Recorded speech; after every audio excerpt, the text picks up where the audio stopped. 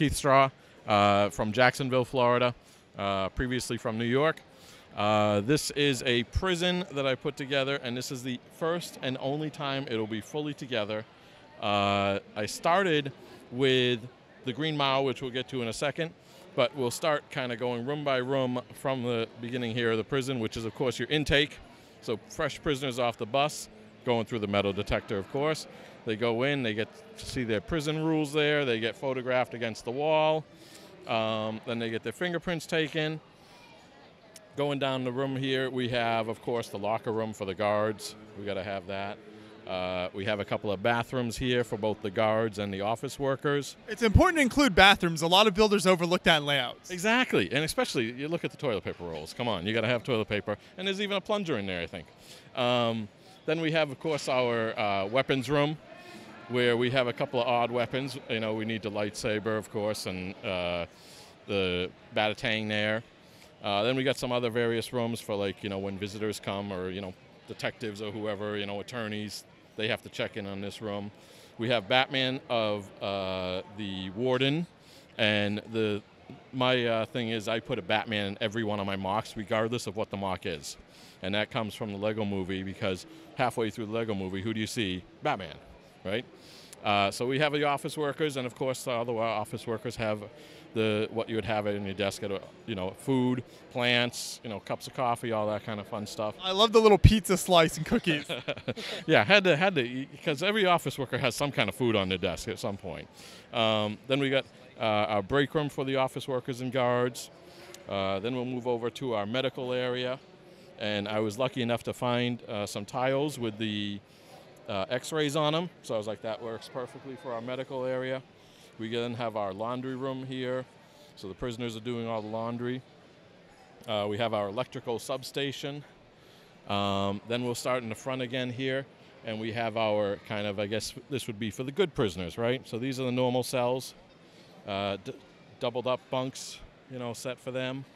Then we'll come down here, and if we get a shot going in here, you'll see that almost looks like the Green Mile. So that was inspired by that. I looked at the beds, kind of made those, same with like the toilets and everything. Then we have our shower area, and of course someone dropped the soap. We have our rubber duckies and some towels hanging on the wall. We then have our library for the prisoners and a mess hall. So we got everyone having their food. And one of the things I do with my mocks, because I work the shows, I don't get to stand behind them all the time, is I create a thing that says, you know, can you find this and that? And one of the things that people have trouble finding these days is the prisoners switching their heads, which is one of the prison rules. Not supposed to switch heads. So a lot of, you know, kitchen stuff inspired by some of the different, what do you call them, modulars and such. There's so many great food pieces and just accessories that Lego has come out with. Yeah, especially. And you can see here, today it's a seafood buffet, you know, with a little apple thrown in. What else here? We got, our solitary confinement cells. So these panels, I think, are from Ninjago. They made the best kind of solitary confinement room there. We then have our prison yard, and two of the things that kind of inspired this mock was, number one, I was in a bricklink store, and they had these, the prison bars and the prison doors on sale for like 2 cents a piece. So I just filled up the whole cart with them. And then the other thing that inspired these is these barbs were on the wall at one point on the pick-a-brick, and putting them into a bracket slot, you can basically make almost like a, what do you call it, razor wire type fence. So those are the two things that inspired this whole mock right here. The next thing is we have our visitation area. So this is for the bad prisoners that, you know, they get the glass wall between the thing. And then in the back here we have our good prisoners who can meet face-to-face with their people. So that's the gist of this whole mock here. And again, inspired from just buying these doors at one point and seeing these on the wall. So this is a very extensive layout. Do you know how long the whole thing is, or how many minifigures? It is 2 base plates wide. 2 base plates deep and 10 32 base plates wide. And this is the first and only time it'll be fully assembled, because once I bring it back, it's getting disassembled. And it was never assembled at my house. Do you know how many minifigures are in the whole thing? Oh, I would have to guess about 150 to 200. Yeah, I just kept buying them as I saw them in stores because they're pretty cheap. The prisoners were like $1 and the police maybe $1.50. So how did you decide on the layout for this? Did you research like actual prisons, or how did that come together? Just enough like prison movies and prison shows, you know, and then consulting with a friend of mine, Bricksmith, who told me, you know, some ins and outs after he looked at what I had here. He goes, you know, you got to put the prison rules at the beginning. So I was like, all right, I'll put them in the front and stuff. And yeah, so that was kind of what inspired this mock, at least.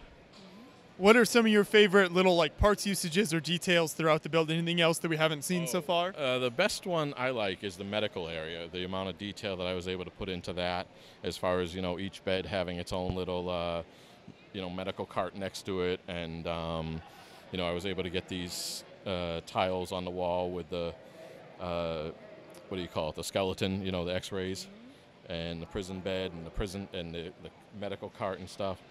That, and I also like the weapons room. That was a fun build part there, kind of figuring out the spacing and all that to get those weapons up on the wall. One thing I like that you've done here is the floor tile colors change throughout the room, so it kind of differentiates it. Yeah, so part of that is because I bought a bunch of those chess sets, and those had the 2x2 jumpers in black and white.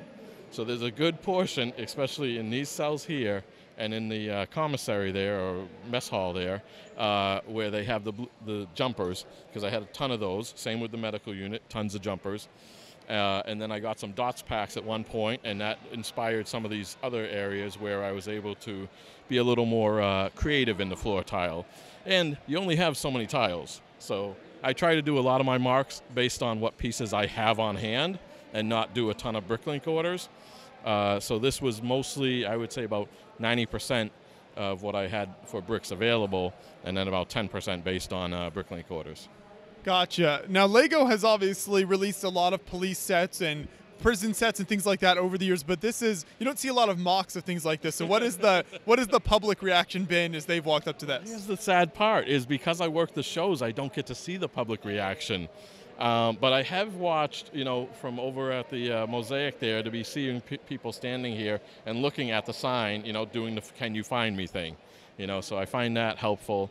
So at least people don't just pass by the mock, you know, so that they really take a look and start to look and see the details.